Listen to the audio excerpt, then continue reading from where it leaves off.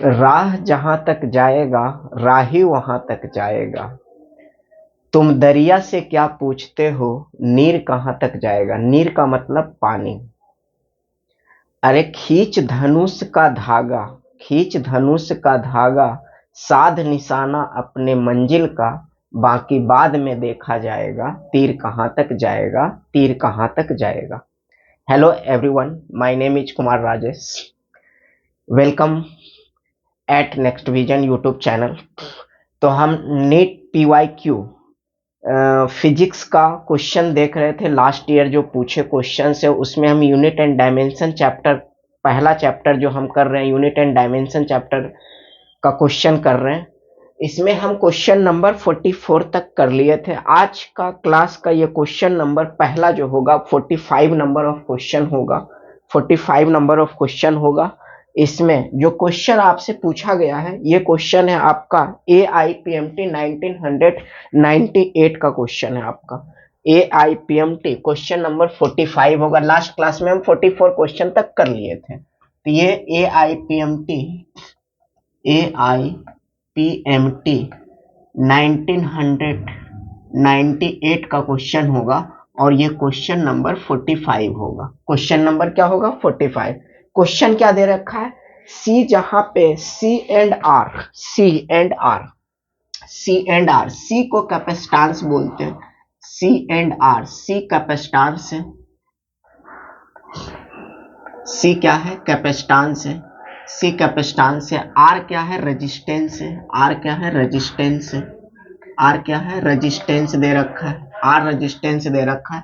तो आपसे पूछा है डायमेंशन ऑफ, क्वेश्चन में पूछा है आपसे डायमेंशन ऑफ सी आर का डायमेंशन पूछा है। मतलब product of capacitance into resistance का डायमेंशन किसके बराबर होगा। चार ऑप्शन में ये चार ऑप्शन दे रखे हैं, तो किसके डायमेंशन के बराबर होगा। ठीक है, किसके डायमेंशन के बराबर होगा, सी आर का डायमेंशन क्या होगा, ये आपसे क्वेश्चन में क्या किया गया? पूछा गया है। ये आपसे क्वेश्चन में क्या किया गया है? पूछा गया है। समझ रहे हैं आप क्वेश्चन को? आई होप कि अब आप ये बातें समझ रहे होंगे मेरा कि क्वेश्चन क्या है। क्वेश्चन बिल्कुल क्लियर में बता दिया कि सी कैपेसिटेंस है, आर रेजिस्टेंस है, डायमेंशन ऑफ सी आर आपसे पूछा गया है। चलिए, इनका डायमेंशन निकालने से पहले, कैपेसिटेंस और रेजिस्टेंस के डायमेंशन निकालने से पहले हम क्या निकालना चाहते हैं? हम निकालना चाहते हैं डायमेंशन ऑफ वोल्टेज। वोल्टेज का डायमेंशन क्या होगा? Voltage, voltage, voltage, voltage, voltage बोले या पोटेंशियल डिफरेंस बोले, potential difference, potential difference, potential difference, या इसी को इलेक्ट्रिक पोटेंशियल बोला जाता है। Electric potential, electric potential, electric potential, electric potential, ये और electromotive force, electro electro electromotive, electromotive force, electromotive force, electromotive force, इनका डायमेंशन क्या होगा ये चीज हम पहले समझते हैं। तो इनका डायमेंशन ये क्या डिफाइंड होता है? इलेक्ट्रिक पोटेंशियल जो डिफाइंड होता है ये डिफाइंड होता है work done per unit charge. क्या डिफाइंड होता है? Work done per unit charge defined होता है। Work done per unit charge, work done per unit charge defined होता है। अब वर्क का डायमेंशन लिखे तो वर्क का डायमेंशन क्या लिखा जाएगा? फोर्स इनटू डिस्प्लेसमेंट, तो एम एल स्क्वायर टी के पावर -2। और चार्ज का डायमेंशन क्या लिखा जाएगा? आई इज इक्वल टू क्या होता है? I is equal to Q by T होता है। तो Q is equal to I into T का प्रोडक्ट हो जाएगा। आई इंटू टी का प्रोडक्ट होगा। तो आई इंटू टी का प्रोडक्ट मतलब ये दोनों फंडामेंटल क्वांटिटी है, तो ए इंटू टी लिखा जाएगा। ए इंटू टी, यहां से डायमेंशन में लिखूं इलेक्ट्रिक पोटेंशियल और वोल्टेज का, तो क्या लिखा जाएगा? यहां से डायमेंशन आपका लिखा जाएगा एम एम एल का स्क्वायर टी के पावर टी के पावर -3 बन जाएगा। टी के पावर -3 बन जाएगा। टी के पावर -3 ए का इनवर्स, ए का क्या बनेगा? इनवर्स बनेगा। ये डायमेंशन किसका बना? ये डायमेंशन आपका बना वोल्टेज का, पोटेंशियल डिफरेंस, इलेक्ट्रिक पोटेंशियल और इलेक्ट्रोमोटिव फोर्स का डायमेंशन बना ये।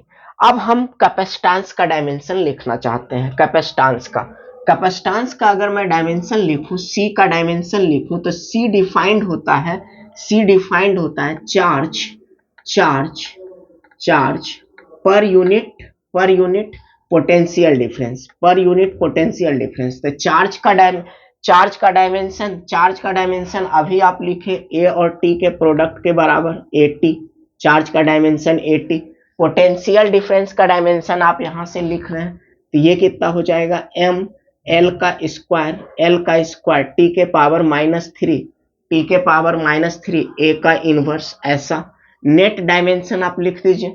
देखिए m ऊपर जाएगा तो क्या लिखाएगा, m का इनवर्स लिखाएगा, m का इनवर्स।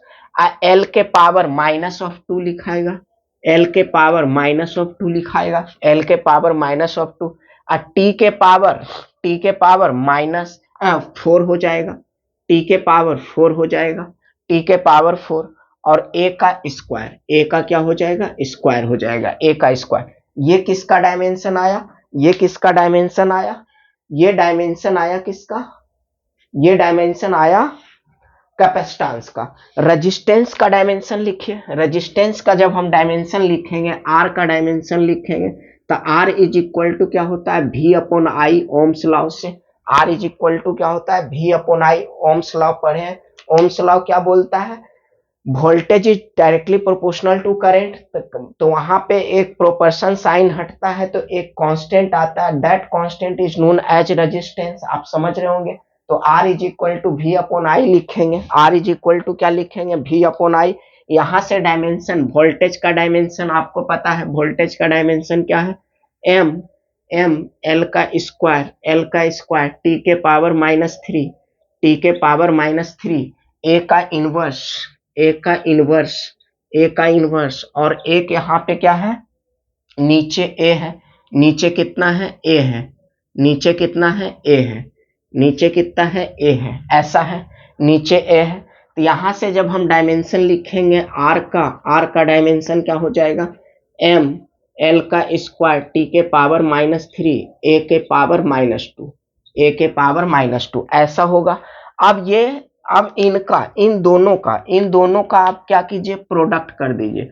इन दोनों का क्या कर दीजिए, प्रोडक्ट कर दीजिए। जब इन दोनों का मैं प्रोडक्ट करूंगा, इन दोनों का, तो इनका डायमेंशन, कैपेसिटेंस का डायमेंशन यहाँ है, रेजिस्टेंस का, इन दोनों का प्रोडक्ट कीजिए। तो इन दोनों का प्रोडक्ट करेंगे, देखिए, तो m के पावर 0 हो जाएगा, l के भी पावर 0 हो जाएगा, और t के पावर -3 है, तो सिर्फ यहाँ t के पावर 4 है, तो डायमेंशन में t बचेगा, और ये पावर भी, a के भी पावर 0 हो रहा है। मतलब इन दोनों के प्रोडक्ट कितने के बराबर हो रहे हैं, इन दोनों के प्रोडक्ट टाइम के डायमेंशन के बराबर हो रहा है। किसके बराबर हो रहा है, टाइम के डायमेंशन के बराबर हो रहा है। आई होप कि आप बात समझ रहे होंगे। तो एक ऑप्शन ऐसा आपको दिया होगा, एक ऑप्शन आपको क्वेश्चन में ऐसा दिया होगा कि m0 l0 t के पावर 1 दिया होगा, और a के पावर 0 दिया होगा। ये आपको ऑप्शन में एक दिखेगा, चार में से एक ऑप्शन आपको ऐसा दिखेगा, यही आपका क्या होगा, करेक्ट ऑप्शन होंगे। नेक्स्ट हम क्वेश्चन नंबर 46 की तरफ चलते हैं। क्वेश्चन नंबर 46, नेक्स्ट हम क्वेश्चन नंबर 46 की तरफ चलते हैं। क्वेश्चन नंबर 46 की तरफ चलते हैं। नेक्स्ट क्वेश्चन 46 की तरफ चलते हैं।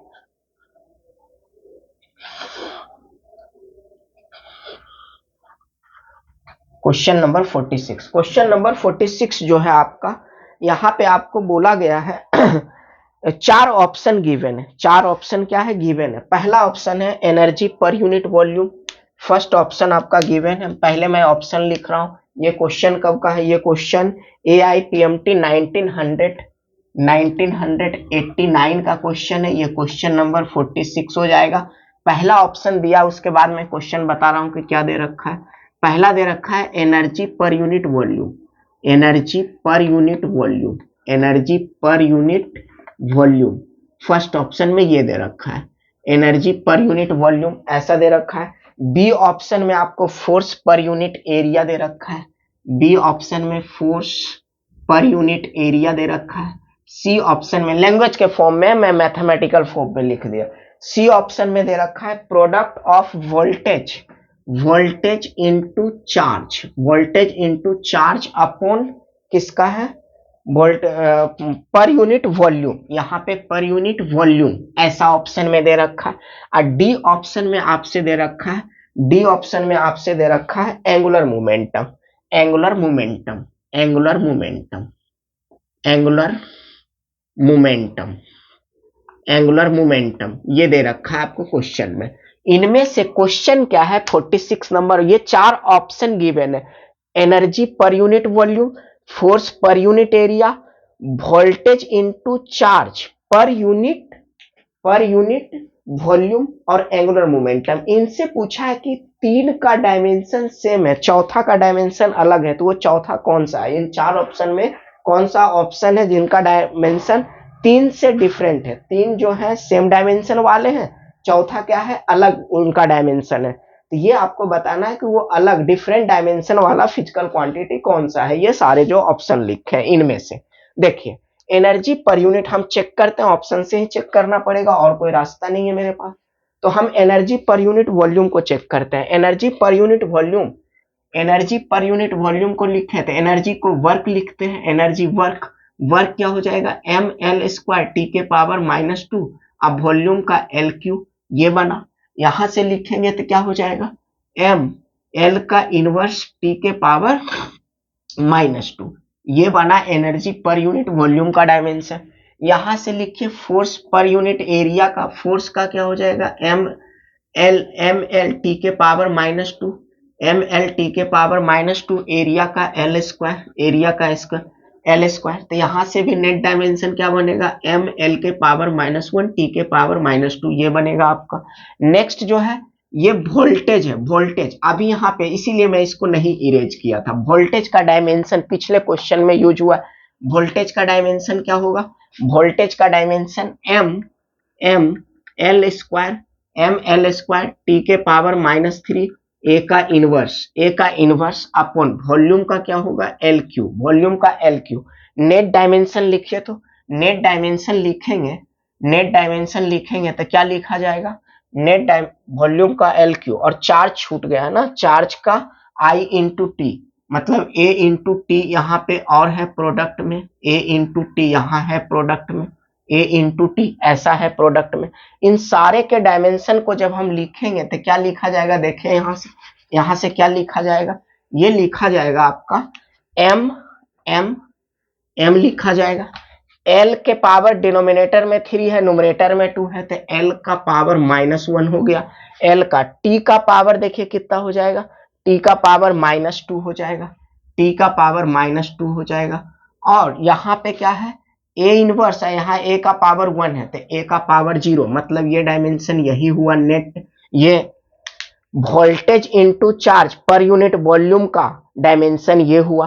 तो ये सारा जो आप देख रहे हैं यहाँ पे, ये डायमेंशन आप देखें, ये डायमेंशन देखें, ये डायमेंशन देख रहे हैं, ये डायमेंशन देख रहे हैं, ये सारा क्या है सेम डायमेंशन वाला फिजिकल क्वांटिटी, सेम डायमेंशन वाला ऑप्शन है। तो चौथा को चेक करने का आप जरूरत ही नहीं है, चौथा क्या होगा करेक्ट आंसर होंगे, जो कि angular momentum, angular momentum L vector is equal to R vector cross P vector, R vector cross P vector. में कई बार पीछे के क्वेश्चन में ये कई बार आ चुके हैं एंगुलर मोमेंटम, तो मैं इनका डायमेंशन वगैरह सब लिखना सिखाया हूं, आप जाकर के पीछे का वीडियो में देख सकते हैं, ठीक है। ये चौथा ऑप्शन है जो कि करेक्ट ऑप्शन है। नेक्स्ट हम क्वेश्चन की तरफ बढ़ते हैं, नेक्स्ट क्वेश्चन की तरफ बढ़ते हैं, क्वेश्चन नंबर 47 की तरफ बढ़ते हैं, क्वेश्चन नंबर 47, क्वेश्चन नंबर 47 की तरफ बढ़ते हैं। क्वेश्चन नंबर 47 ये कब का पूछा हुआ क्वेश्चन है, ये क्वेश्चन पूछा हुआ है AIPMT 2005 का क्वेश्चन है, AIPMT 2005 का क्वेश्चन है, AIPMT 2005 का क्वेश्चन है ये क्वेश्चन नंबर 47। क्या पूछा गया है क्वेश्चन नंबर 47 में, एक मिनट आप मुझे टाइम दे दें।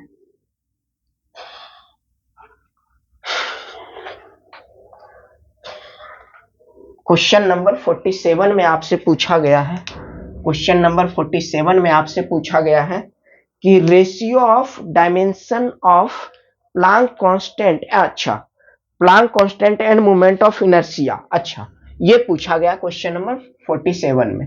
ये पूछा गया कि रेशियो किसके बराबर होगा, H upon moment of inertia MOI, moment of inertia, इन दोनों के रेशियो किसके बराबर होगा। ऑप्शन दे रखा है फ्रीक्वेंसी, फ्रीक्वेंसी पहला ऑप्शन दे रखा है फ्रीक्वेंसी, बी ऑप्शन में दे रखा है वेलोसिटी, वी ऑप्शन में दे रखा है वेलोसिटी, सी ऑप्शन में दे रखा है एंगुलर मोमेंटम, सी ऑप्शन में दे रखा है आपको angular momentum, angular momentum, angular momentum, angular momentum, और डी ऑप्शन में दे रखा है टाइम। किनके डायमेंशन के बराबर होगा, इन दो physical quantity Planck's constant upon MOI का रेशियो के डायमेंशन का रेशियो किनके बराबर होगा, कौन से फिजिकल क्वांटिटी के बराबर होंगे, ये आपसे पूछा गया। तो प्लांक कांस्टेंट का डायमेंशन हम लिखना क्या सिखाए हैं, प्लांक कांस्टेंट क्या होता है, energy upon frequency, energy, energy upon frequency, energy upon frequency, energy upon frequency लिखना सीखा है। एनर्जी का डायमेंशन क्या होता है, ml² t के पावर -2, और फ्रीक्वेंसी का डायमेंशन t का इनवर्स। तो एक पावर ऊपर जाएगा तो क्या बनेगा, ml का स्क्वायर, t के पावर ऊपर गया तो पॉजिटिव तो -1, ये बना किसका डायमेंशन, ये बना प्लांक कांस्टेंट का डायमेंशन। अब मोमेंट ऑफ इनर्शिया का dimension, moment of inertia I, moment of inertia I जो होता है, moment of inertia mr², mr²। तो m का मास है, मास का डायमेंशन m से लिखते हैं, r लेंथ है तो ये हो गया, ml² हो गया मोमेंट ऑफ इनर्शिया का।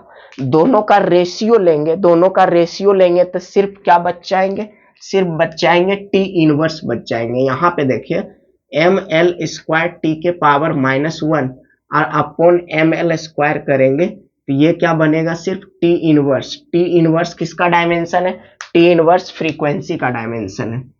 फ्रीक्वेंसी के डायमेंशन के बराबर होगा Planck's constant upon moment of inertia का डायमेंशन।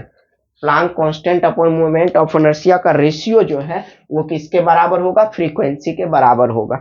ये क्वेश्चन नंबर 47 था। क्वेश्चन नंबर 48 की तरफ मूव करते हैं। क्वेश्चन नंबर 48, क्वेश्चन नंबर 48 की तरफ मूव करते हैं। क्वेश्चन नंबर 48, क्वेश्चन नंबर 48 में क्या है मैं बता रहा हूं। क्वेश्चन नंबर 48,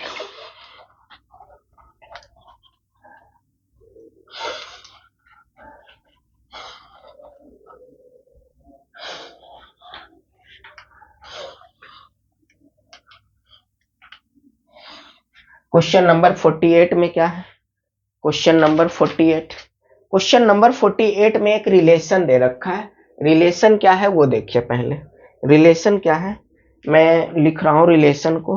रिलेशन क्या है क्वेश्चन नंबर 48 में, क्रिटिकल वेलोसिटी जो है डिपेंड करता है, critical velocity of fluid VC depends on, कैसे डिपेंड कर रहा है, किस पे डिपेंड कर रहा है, viscosity eta, eta to the power x, eta to the power x, density के power y, r radius of the tube, जिस ट्यूब में फ्लो कर रहा है फ्लूइड उसके पावर z दे रखा है, उसके पावर क्या दे रखा है, z दे रखा है।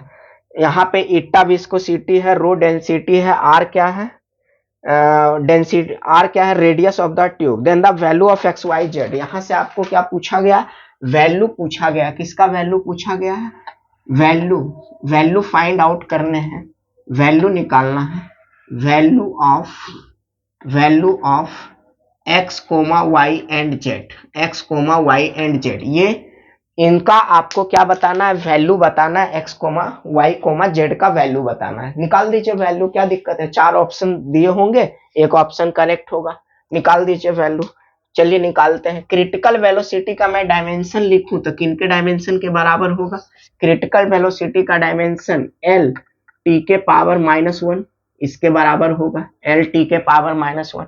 विस्कोसिटी का डायमेंशन क्या होता है, कई बार लिखा हूं, ml के पावर -1 t के पावर -1, ऐसा होता है विस्कोसिटी का डायमेंशन, कोफिशिएंट ऑफ विस्कोसिटी जिसको बोलते हैं। इसके पावर कितना है, इनका power x into density mass per unit बोल लूं तो m l के पावर माइनस ऑफ q के पावर कितना हो जाएगा y, और रेडियस लेंथ को बता रहा है तो l का क्या हो जाएगा, l का क्या हो जाएगा पावर यहाँ पे z हो जाएगा, l का पावर z हो जाएगा।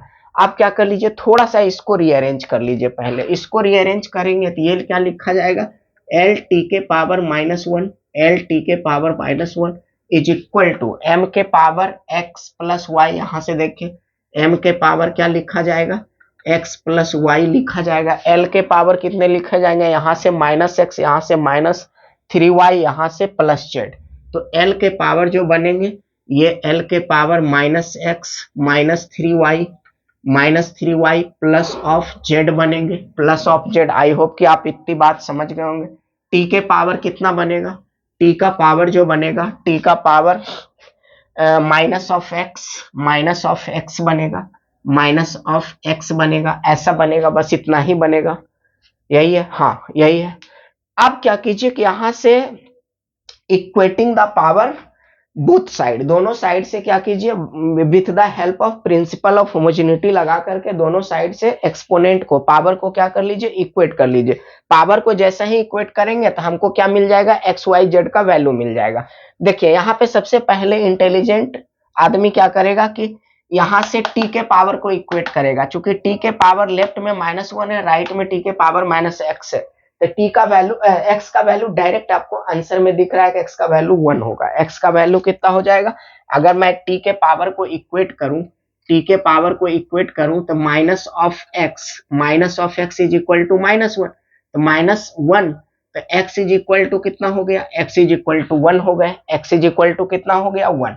अब यहां से क्या है, m के पावर को इक्वेट कर लीजिए। m के पावर को जब मैं इक्वेट करूंगा, m के पावर को इक्वेट करूंगा तो m का पावर x प्लस वाई है, लेफ्ट राइट हैंड साइड में x प्लस वाई, और लेफ्ट में नहीं कुछ है तो m के पावर 0 है, तो ये 0 के बराबर हुआ। 0 के बाद x का वैल्यू 1 है तो यहां से y का वैल्यू कितना आ जाएगा, -1। दो वैल्यू हमें पता पड़ गए हैं, x y z निकालना था, जहां पे x का वैल्यू 1, y का वैल्यू -1, ये दो वैल्यू निकल चुके हैं। तीसरा वैल्यू हमको चाहिए, तो अभी l के पावर इक्वेट करना बचा हुआ है, इसको इक्वेट कर लीजिए। l के पावर को जब इक्वेट करेंगे, l के पावर को जब इक्वेट करेंगे तो l का पावर कितना है, l का पावर है, l का पावर, l के पावर को करेंगे तो l का पावर है -x -3y प्लस कितना है, प्लस z।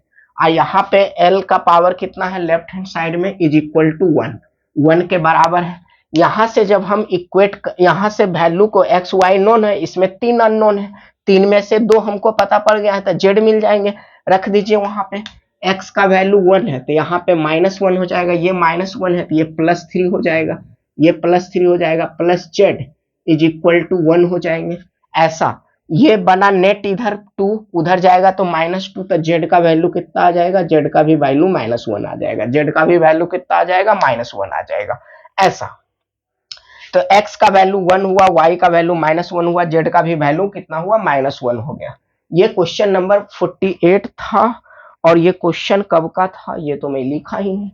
ये क्वेश्चन है AIPMT 2015 का क्वेश्चन है, 2015 का क्वेश्चन है ये, 2015 का क्वेश्चन है ये, 2015 का क्वेश्चन है, 2015 का क्वेश्चन था ये। 4 ऑप्शन थे, 4 ऑप्शन में से आपका एक ऑप्शन में x इज इक्वल टू 1 होगा, y इज इक्वल टू -1 होगा, z इज इक्वल टू -1 होगा। ये आप समझ रहे होंगे मेरा बात को। आई होप कि इतनी बातें आपको समझ में आ गए होगा। नेक्स्ट हम आगे की तरफ चलते हैं, क्वेश्चन नंबर 49 की तरफ। क्वेश्चन नंबर 49, क्वेश्चन नंबर 49 की तरफ चलते हैं। क्वेश्चन नंबर 49, क्वेश्चन नंबर 49 की तरफ चलते हैं। क्वेश्चन नंबर 49 क्या है, देखते हैं। Question number 49, 49 number of question, 49 number of question. ये 49 नंबर ऑफ क्वेश्चन कब का पूछा हुआ क्वेश्चन है, 1992 का क्वेश्चन है, 1992 का क्वेश्चन है ये। 1900, इसमें क्या दे रखा है, एक रिलेशन दे रखा है जहां पे p के पावर s है, p के पावर s है, p के पावर s है, सॉरी p के पावर x है, एस के पावर वाई है, एस के पावर वाई है, और क्या दे रखा है, सी के पावर जेड है, सी के पावर जेड। इन सब का प्रोडक्ट डायमेंशन लेस के बराबर है, डायमेंशन लेस के बराबर है, डायमेंशन लेस के बराबर है, डायमेंशन लेस है, मतलब इन सब का प्रोडक्ट जो है डायमेंशन लेस है। तो इसमें आपसे पूछा गया है, आपसे पूछा गया है, आपसे पूछा गया है value of, value of, value of X comma Y and Z, X comma Y and Z. बिल्कुल प्रीवियस वाला क्वेश्चन है, मैं कई बार आपसे बोल चुका हूं क्लास में कि मैं एक पैटर्न को, क्वेश्चन को एक ही साथ सॉल्व करने का कोशिश करता हूं। उससे क्या होता है कि हमारा इफिशियंसी, थोड़ा सा क्वेश्चन करने की जो रफ्तार है वो बढ़ जाती है। एक टाइप का क्वेश्चन आप बार बार कर रहे हैं तो उससे क्या होगा, उस क्वेश्चन पे आपको मास्टरी हो जाएगा, ठीक है, आप उसको प्रैक्टिस करते करते सीख जाओगे, करना शुरू कर दोगे आप। इसीलिए मैं एक पैटर्न के क्वेश्चन को एक साथ लाने का कोशिश करता हूं। जहां पे ये दे रखा है, पी दे रखा है, पी क्या दे रखा है, रेडिएशन प्रेशर दे रखा है, सी स्पीड ऑफ लाइट दे रखा है, एस दे रखा है radiation energy striking per unit area पर सेकेंड, ऐसा दे रखा है। यहां पे क्या है, पी जो है radiation pressure, P radiation pressure, तब प्रेशर का डायमेंशन आप रेडिएशन प्रेशर, तब रेडिएशन प्रेशर हो या कोई और प्रेशर हो, प्रेशर का डायमेंशन प्रेशर ही होता है, ठीक है। तब प्रेशर का डायमेंशन लिखेंगे तो force per unit area, force का लिखे तो क्या हो जाएगा, एम एल टी के पावर -2 अपॉन एरिया का एल स्क्वायर, ये क्या बना, एम एल के पावर -1 टी के पावर -2, ऐसा बना प्रेशर का। ये दे रखा है एनर्जी स्ट्राइकिंग, एस जो दे रखा है energy striking per unit area पर सेकेंड, एनर्जी पर सेकेंड ऐसा दे रखा है क्वेश्चन में। लिख दीजिए एनर्जी का डायमेंशन क्या लिखते हैं, energy work force into displacement, तो ये कितना हो जाएगा, एम एल स्क्वायर टी के पावर -2, टी के पावर -2 एरिया का एल स्क्वायर हो जाएगा, एरिया का एल स्क्वायर, सेकेंड टाइम है तो एक टी हो जाएगा यहाँ पे ऐसा। ये नेट एल तो यहाँ से कैंसिल आउट हो जाएंगे, तो ये कितना बचा, ये कितना बचा, एम टी के पावर -3, एम टी के पावर -3 बना, ये टी के पावर 3। और सी दे रखा है स्पीड ऑफ लाइट, सी क्या दे रखा है, स्पीड ऑफ लाइट, तो स्पीड ऑफ लाइट मतलब स्पीड का डायमेंशन डायरेक्टली है ना, स्पीड का डायमेंशन, तो स्पीड का डायमेंशन क्या होता है, स्पीड का डायमेंशन एल टी के पावर -1, एल टी के पावर -1, ये बना स्पीड। अब यहाँ पे सारे जो डायमेंशन निकाले हैं सारा यहाँ पे क्या कर दीजिए, इस रिलेशन में पुट कर दीजिए। देखिए मैं P को पुट करूं तो P के क्या हो जाएगा, एम एम एल का इनवर्स, एल का इनवर्स टी के पावर -2, टी के पावर -2, इनका पावर कितना बना, इनका पावर x बना, इनका पावर x से P के पावर x था तो इनके P के डायमेंशन का भी पावर x होगा। s का लिखूं, s का लिखूं तो ये कितना है, m टी के पावर -3 और उसके पावर पूरा कितना हो जाएंगे, y हो जाएंगे। और c को मैं लिखूं, c को मैं लिखूं, c को मैं लिखूं, c को मैं लिखूं तो c का क्या हो जाएगा, l l टी के पावर -1, टी के पावर -1 और इनका पावर z। और ये किसके बराबर है, डायमेंशन लेस, डायमेंशन लेस कहने का क्या मतलब हुआ, m के पावर 0, m के पावर 0, l के पावर 0, t के पावर 0। मतलब जो तीन बेसिक फिजिकल क्वांटिटी होते हैं, मास length and time, mass length and time, इनका पावर डायमेंशन लेस कहने का मतलब हुआ कि राइट हैंड साइड में पावर क्या होगा, 0 होगा। अब इसको थोड़ा सा रीअरेंज कर लीजिए पहले, इसको जब हम रीअरेंज करेंगे, इसको जब रीअरेंज करेंगे तो देखिए m के पावर यहाँ x, यहाँ पे y, तो मतलब m के पावर कितना बना, m के पावर बना x प्लस वाई, l को लिखिए तो l के पावर -x, यहाँ पे l है नहीं, l के पावर वहां पे z है, तो l के पावर कितना बनेगा, l के पावर -x अब प्लस z बनेगा यहां से। और t को कर लीजिए, t को करेंगे तो कितना हो जाएगा, t को करेंगे तो ये -2x, -2x यहाँ t के पावर -3y, माइनस ऑफ कितना 3y, -3y, ये कितना बनेगा minus of Z, minus of Z. और राइट हैंड साइड में क्या कितने के बराबर है ये है m के पावर 0, l के पावर 0 और t के पावर 0 इतने के बराबर है। आप क्या कर लीजिए with the help of principle of homogeneity क्या कर लीजिए पावर को इक्वेट कर लीजिए। पावर को इक्वेट करेंगे तो तीन इक्वेशन बनेगा। देखिए पहला इक्वेशन जो बन रहा है x plus Y is equal to 0, X plus Y is equal to 0। पहला देखिए यहां से m के पावर को इक्वेट करेंगे तो m के पावर x प्लस वाई है लेफ्ट में, राइट में 0 के बराबर है। ये पहला इक्वेशन हुआ, पहला इक्वेशन है। दूसरा इक्वेशन है क्या है minus of x, minus of x, minus of x plus Z, minus of x plus Z बराबर 0। ये दूसरा इक्वेशन इक्वल टू 0, ये दूसरा है।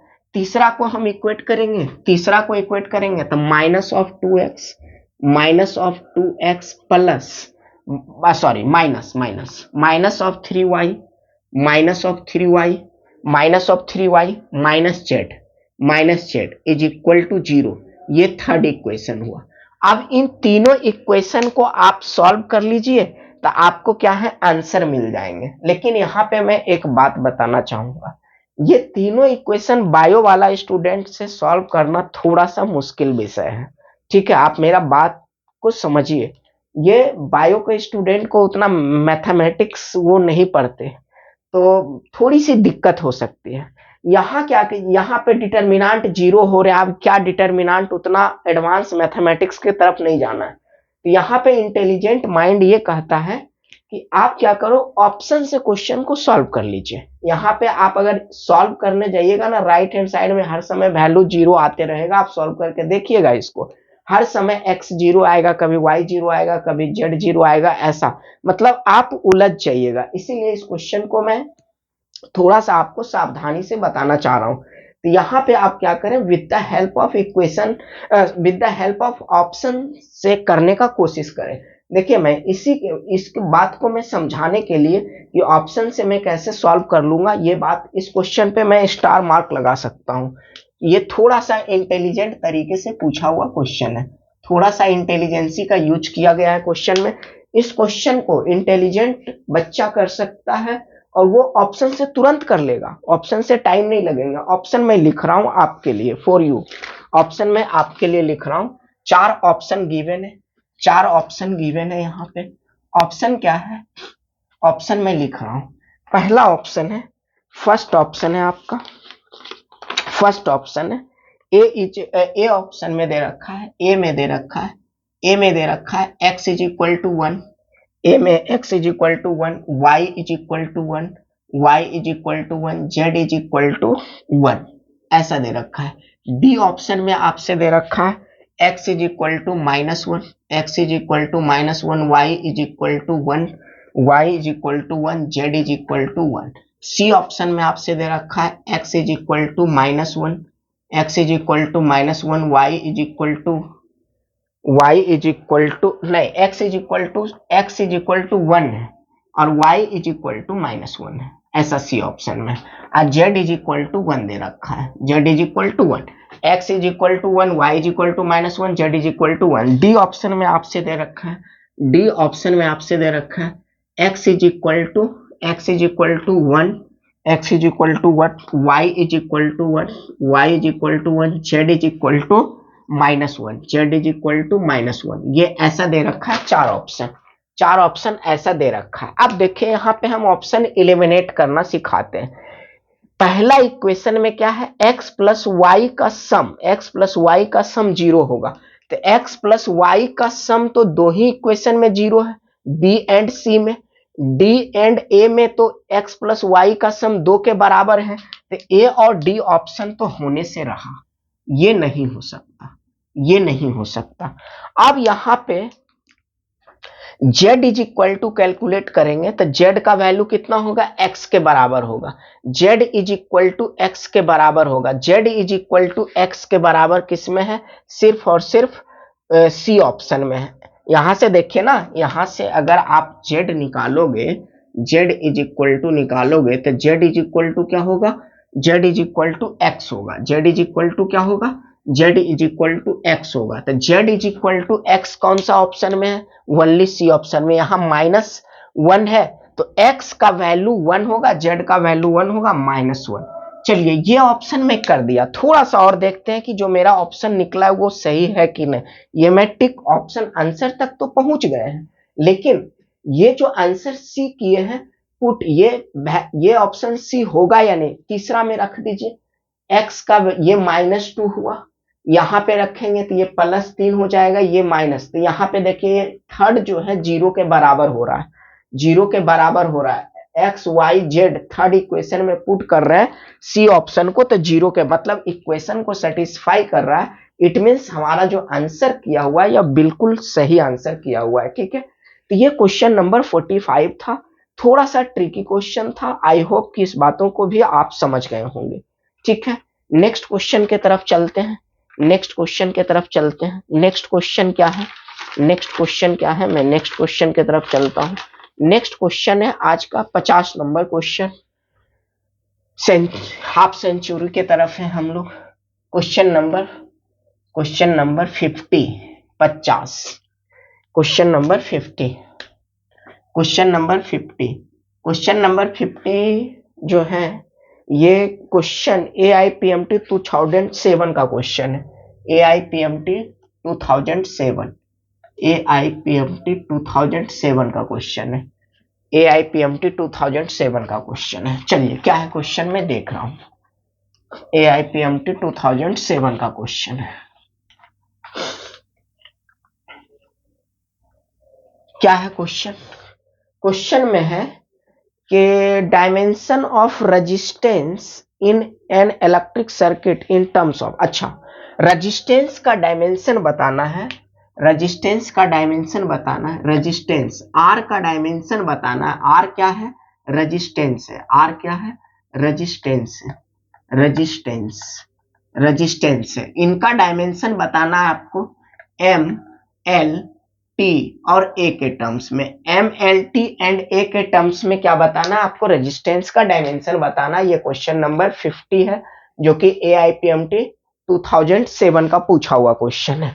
तो बता दीजिए रेजिस्टेंस। अभी ओम्स लॉ का हम पढ़ाए थे। ओम्स लॉ क्या है, Ohm's law R is equal to क्या होता है, R is equal to V upon I, V upon I. Voltage का डायमेंशन हम अभी लिखना सिखाए थे। वोल्टेज का डायमेंशन क्या होता है, वोल्टेज का डायमेंशन क्या लिखते हैं, वोल्टेज का डायमेंशन लिखते हैं ML², ML² टी के पावर -3 ए का इनवर्स, यही लिखते हैं। ML² टी के पावर -3 ए का इनवर्स, यही लिखते हैं। ए का इनवर्स यही लिखते हैं, ए का इनवर्स यही लिखते हैं, यही लिखते हैं इसका डायमेंशन। और ये करंट का डायमेंशन एक नीचे है ए नीचे ए है। यहां से जब हम ये करेंगे तो नेट रेजिस्टेंस का डायमेंशन क्या हो जाएगा, ML² टी के पावर -3 ए का पावर -2। ये रेजिस्टेंस का डायमेंशन आ जाएगा, ये रेजिस्टेंस का डायमेंशन आ जाएगा, ये रेजिस्टेंस का क्या आ जाएगा, डायमेंशन आ जाएगा। ये चार ऑप्शन में से एक ऑप्शन आपका ये होंगे, ये करेक्ट ऑप्शन है। नेक्स्ट क्वेश्चन हम चलते हैं क्वेश्चन नंबर 51 के तरफ। नेक्स्ट क्वेश्चन चलते हैं क्वेश्चन नंबर 51। नेक्स्ट क्वेश्चन 51 के तरफ चलते हैं। 51 नंबर ऑफ क्वेश्चन क्या है, 5 फिजिकल क्वांटिटी दे रखे हैं। क्वेश्चन नंबर 51 में क्या है, 5 फिजिकल क्वांटिटी दे रखे हैं। पहले मैं पांचों का नाम लिख देता हूं। 5 फिजिकल क्वांटिटी है। पहला है एनर्जी डेंसिटी, ये पूछा हुआ क्वेश्चन है। AIPMT 2008 का क्वेश्चन है। 2008, हाँ 2008 का पूछा हुआ क्वेश्चन है। ये 8 का क्वेश्चन पूछा हुआ, पहला दे रखा है 5 फिजिकल क्वांटिटी है। फर्स्ट फिजिकल क्वांटिटी है energy density, energy density, energy density. Next question, next में है, दूसरा में है, दूसरा में है, दूसरा में है refractive index RI, refractive, refractive index, refractive index, refractive index, refractive index दे रखा है। नेक्स्ट तीसरा में दे रखा है dielectric constant, dielectric constant, dielectric constant ये दे रखा है। चौथा ऑप्शन में आपसे चौथा है जो Young's modulus, Young's modulus, Young's modulus, Young's modulus, Young's modulus. अब पांचवा में है मैग्नेटिक फील्ड, पांचवा में है मैग्नेटिक फील्ड, पांचवा में है मैग्नेटिक फील्ड। पांचवा ऑप्शन क्या है? मैग्नेटिक फील्ड, मैग्नेटिक फील्ड ये है पांचवा ऑप्शन में मैग्नेटिक फील्ड है। इन क्वेश्चन, ये क्वेश्चन नंबर 51 हो जाएंगे, ये क्वेश्चन नंबर 51 हो जाएंगे। इसमें से बोला है क्वेश्चन में कि कौन सा ऐसा दो फिजिकल क्वांटिटी है जिनका डायमेंशन क्या होगा? सेम होगा, जिनका डायमेंशन क्या होगा? सेम होगा, ऐसा पूछा गया। ऐसा क्या है? पूछा गया, ऐसा पूछा गया। तो देखिए ये जो डाई इलेक्ट्रिक कांस्टेंट है और रिफ्रैक्टिव इंडेक्स, इनका तो कोई डायमेंशन ही नहीं होगा, तो ये नो डायमेंशन, ये क्या हो गया? नो डायमेंशन वाला। अब आपको चेक करना पड़ेगा, ये तो एक ऑप्शन हो सकता है कि 2 और 3 आंसर हो सकते हैं इसका। इसका आंसर क्या हो सकता है? यहाँ पे क्या है? ये डायमेंशन लेस क्वांटिटी है, ऐसा। अब एनर्जी डेंसिटी का थोड़ा डायमेंशन चेक कीजिए, तो एनर्जी डेंसिटी का डायमेंशन चेक करेंगे। एनर्जी डेंसिटी कहाँ मैं चेक करूं? एनर्जी डेंसिटी मैं इसी को मिटा देता हूं। एनर्जी डेंसिटी, एनर्जी डेंसिटी क्या डिफाइंड होता है? एनर्जी डेंसिटी डिफाइंड होता है energy, energy per unit volume, energy per unit volume, energy per unit volume defined होता है। एनर्जी क्या हुआ? एम एल स्क्वायर टी के पावर -2। अब वॉल्यूम का डायमेंशन एल के पावर क्यू, तो ये कितना बचा? एम एल के पावर -1 टी के पावर -2, ऐसा हुआ। नेक्स्ट आप यंग्स मॉडुलस को चेक कीजिए, तो यंग्स मॉडुलस, यंग्स मॉडुलस को ई से लिखते हैं। ई इज इक्वल टू क्या होता है? ई इज इक्वल टू होता है stress, longitudinal stress upon strain लिखते हैं, लॉन्गिट्यूडनल स्ट्रेन लिखते हैं। ये क्या है? स्ट्रेस क्या डिफाइंड होता है? स्ट्रेस डिफाइंड होता है फोर्स पर यूनिट एरिया, और लॉन्गिट्यूडनल स्ट्रेन डिफाइंड होता है change in length upon original length. तो यहां तो कोई, ये तो डायमेंशन लेस हो गया नीचे का, बट न्यूमरेटर का चेक कीजिए। न्यूमरेटर का करेंगे तो क्या हो जाएगा? फोर्स का डायमेंशन हो गया M L, M L T के पावर -2, और नीचे कितना बना? एल का स्क्वायर। तो ये डायमेंशन किसका हो जाएगा? एम एल के पावर -1 टी के पावर -2। ये दो क्वांटिटी, एक यंग्स मॉडुलस और दूसरा एनर्जी डेंसिटी, 1 और 4, 1 और 4 का डायमेंशन सेम आ रहा है। नेक्स्ट थोड़ा मैग्नेटिक फील्ड का चेक कर लीजिए। मैग्नेटिक फील्ड का डायमेंशन क्या लिखते हैं? मैग्नेटिक फील्ड का डायमेंशन, मैग्नेटिक फील्ड क्या होता है? मैग्नेटिक फील्ड होता है force, force per unit charge, per unit charge into velocity, per unit charge into velocity. यहां से लिखेंगे तो फोर्स का डायमेंशन क्या हो जाएगा? एम एल टी के पावर -2, और यहाँ पे चार्ज का डायमेंशन 80, चार्ज का डायमेंशन 80, और वेलोसिटी का डायमेंशन एल टी के पावर -1। देखिए यहां से ऊपर जाएगा तो टी के पावर -1 हो रहा है, टी के पावर -1 हो रहा है। तो ये दोनों तो डायमेंशन लेस हुए, लेकिन क्वेश्चन में पूछा गया है कि कौन से ऐसे दो फिजिकल क्वांटिटी हैं जिनका डायमेंशन सेम होगा। तो 1 और 4 energy density and Young's modulus का डायमेंशन क्या हो रहा है? बराबर हो रहा है। यंग्स मॉडुलस का डायमेंशन क्या हो रहा है? बराबर हो रहा है। ये क्वेश्चन नंबर 51 था। नेक्स्ट हम चलते हैं क्वेश्चन नंबर 52 के तरफ। नेक्स्ट हम चलते हैं क्वेश्चन नंबर 52 के तरफ। नेक्स्ट क्वेश्चन नंबर 52, 1 और 4 इसका आंसर सही था। नेक्स्ट क्वेश्चन नंबर 52 के तरफ चलते हैं,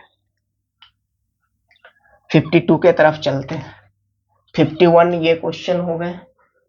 क्वेश्चन 52 क्वेश्चन में क्या है? 52 क्वेश्चन में है एफ फोर्स है, भी वेलोसिटी है, टी टाइम है, taken H fundamental, the dimension of mass. अच्छा, मास का डायमेंशन आपसे पूछ रखा है। यहाँ पे ये क्वेश्चन पूछा हुआ है AIPMT 2014 का क्वेश्चन है, 2014 का क्वेश्चन है, ये 2014 का क्वेश्चन है। ये क्वेश्चन नंबर कितना हो जाएगा? 52। एफ फोर्स है, टी टाइम है, और क्या था? v वेलोसिटी है, इसको आप फंडामेंटल क्वांटिटी ट्रीट करते हुए आपको किसका डायमेंशन लिखना है, मास का डायमेंशन लिखना है। मास का आपको क्या लिखना है, डायमेंशन लिखना है। देखिए यहां से F इज इक्वल टू हम लिखे तो F इज इक्वल टू क्या होता है, m इंटू ए, m इंटू ए होता है, m इंटू ए। तो m इज इक्वल टू क्या लिखाएगा, m इज इक्वल टू लिखाएगा F upon a, F upon a लिखाएगा, फोर्स पर यूनिट एक्सलरेशन लिखाएगा, मास यही लिखाएगा, फोर्स लिखाएगा, mass F is equal to क्या होता है, m इंटू ए। ठीक है, आपको क्या लिखना है, मास का डायमेंशन पूछा है ना जी, मास का डायमेंशन पूछा है ना, हाँ मास का डायमेंशन आपसे पूछा है, मास का डायमेंशन पूछा है। एक्सलरेशन क्या डिफाइंड होता है, एक्सलरेशन डिफाइंड होता है, यहां से ये लिखे, आप देखिए लिख दीजिए मास का, तो यहां से लिखेंगे तो क्या हो जाएगा, एम एल टी के पावर -2, ऐसा लिखा जाएगा, एम एल टी के पावर -2। एक्सलरेशन का डायमेंशन लिखेंगे तो ये मीटर, एम हुआ, एम हुआ, एम हुआ, और ये है, ऐसा ऑप्शन ही नहीं है, ऐसा ऑप्शन नहीं है, एम एल टी के टर्म में ऑप्शन नहीं है, ऑप्शन एफ टी वी के टर्म्स में है, सॉरी एफ, ये ऐसा है एफ टी वी, जहां एफ क्या है, फोर्स है, टी टाइप है, ये भी वेलोसिटी है, सॉरी सॉरी सॉरी, ये चीज है। तो यहाँ एफ फोर्स हो गया, फोर्स हो गया, तो मास को हम ये मास, ये मास है, एक्सलरेशन को क्या लिख सकते हैं, वेलोसिटी अपॉन टाइम। आप देखिए एफ टी वी ही फंडामेंटल क्वांटिटी, यहां से मास को सेपरेट कर लीजिए, ये एफ इज इक्वल टू हो गया, मास को जब हम सेपरेट करेंगे, मास को सेपरेट करेंगे तो ये क्या हो गया, force into product, force into time का product upon velocity, force upon time का प्रोडक्ट अपॉन वेलोसिटी, तो ये क्या हो जाएगा, एफ टी, अब v का इनवर्स, v का इनवर्स, ये आपसे पूछा है, ये आपसे, इसी को फंडामेंटल क्वांटिटी ट्रीट करते हुए डायमेंशन लिखना था, हमको वो बेसिक डायमेंशन नहीं लिखना था, ये जो गिवन फिजिकल क्वांटिटी है इन्हीं को ट्रीट करते हुए क्या लिखना था। तो चार ऑप्शन में से एक ऑप्शन आपका ये भी होगा, जो कि क्या होगा, करेक्ट ऑप्शन होंगे, करेक्ट ऑप्शन होंगे। तो आई होप कि आप इतनी सारी बातें समझ गए होंगे, और इसी के साथ जो सारे यूनिट्स एंड डायमेंशन का क्वेश्चन था, क्वेश्चन आपका खत्म होता है, एंड होता है, ये संघर्ष खत्म होता है इस चैप्टर का, मेरे तरफ से संघर्ष खत्म होता है, आपका तो जब आप एग्जाम दे दोगे और अच्छे मार्क्स आ जाएंगे तब खत्म होंगे आपका संघर्ष। ठीक है, तो नेक्स्ट जो बचा है एरर मेजरमेंट, सिग्निफिकेंट फिगर, ये सब मैं नेक्स्ट मतलब नेक्स्ट क्लास के नेक्स्ट क्लास में करवाऊंगा। अगला क्लास जो होगा, मैं कुछ बोला था आपसे कि कुछ स्टैंडर्ड बुक का और कुछ जेई मेंस का क्वेश्चन मैं कल के क्लास में करवाऊंगा। तो वो भी क्या है, इतना करने के बाद आपका मतलब एक होलिस्टिक वे में पूरे चैप्टर कवर हो गए, इतना आप कर लिए अगर अच्छे से, जैसे मैं एक एक ऑप्शन को चेक करता हूं, तो आपका मतलब पूरे चैप्टर पे कमांड हो जाएगा, नो डाउट कि पूरे चैप्टर पे आपका एक मास्टरी हो जाएगा, आपको क्वेश्चन करने का स्किल डेवलप हो जाएगा। ठीक है, तो ये चीजें कि कल मैं क्या करूंगा, कुछ स्टैंडर्ड बुक जो है, स्टैंडर्ड बुक के बारे में मैं बोल रखा हूं, जैसे एससी वर्मा सर का बुक हो गया, ठीक है, और अरिहंत वगैरह का आता है, उसमें से भी अच्छे क्वेश्चंस होते हैं, तो उन सब बुक का क्वेश्चन को कंबाइन करके मैं लेके आऊंगा कल आपके लिए, और उसके अगले क्लास में मतलब 2 क्लास और लग जाएंगे आपका ये पूरा एंड होने में, 2 से 3 क्लास हो सके, एरर मेजरमेंट में 2 क्लास, तो 3 क्लास से ज्यादा नहीं होंगे, डेफिनेटली 3 क्लास में खत्म हो जाएगा ये पूरे यूनिट एंड डायमेंशन का जो भी अपना कहानी चल रहा था। तो थैंक यू, मिलते हैं नेक्स्ट क्लास में। आप लोग वीडियो को लाइक करें, शेयर करें, अपने दोस्तों के बारे में, दोस्तों को बताएं और सपोर्ट करें, इससे हमको एक जो ये सोशल है वर्क है हमारा, इसमें हमको पॉजिटिव एनर्जी देगा, आपकी वो छोटी सी मतलब हेल्प हमको एक बहुत बड़ा एनर्जी देगा। तो प्लीज आप चैनल को सब्सक्राइब करें जितना से ज़्यादा हो सके। ठीक है, इस वीडियो को तो फिलहाल मैं यहीं पे रोक रहा हूँ, मिलता हूँ कल के क्लास में आपको नए क्वेश्चंस के साथ, तब तक के लिए थैंक यू आप सभी को।